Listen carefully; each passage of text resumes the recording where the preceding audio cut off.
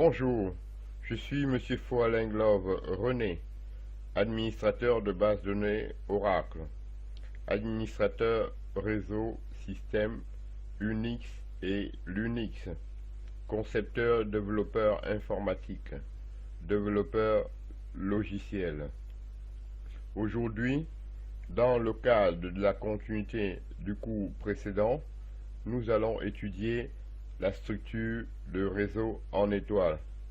En effet, sur un réseau en étoile, les ordinateurs sont disposés en étoile et ils sont tous reliés par un câble à un point central.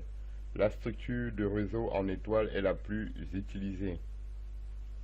En petit 1, nous allons étudier le transfert des informations. Chaque ordinateur d'un réseau en étoile est relié à un système de connexion central qui peut être un concentrateur ou un commutateur. Pour aller d'un ordinateur à un autre, les informations doivent impérativement passer par le concentrateur ou le commutateur. Pour de plus amples informations, je vous renvoie au cours sur les commutateurs et concentrateurs. En petit 2, je dois parler de l'installation d'un système réseau en étoile. Les ordinateurs d'un réseau en étoile doivent être relativement proches les uns des autres.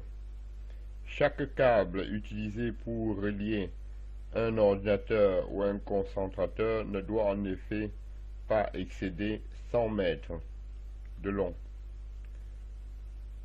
Les modèles de concentrateurs et de commutateurs les plus répandus permettent de relier jusqu'à 24 ordinateurs.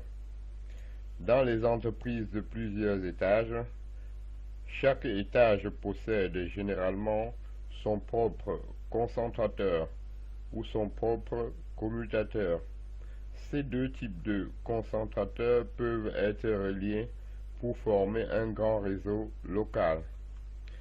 En petit 3, je parle de l'extensibilité du réseau.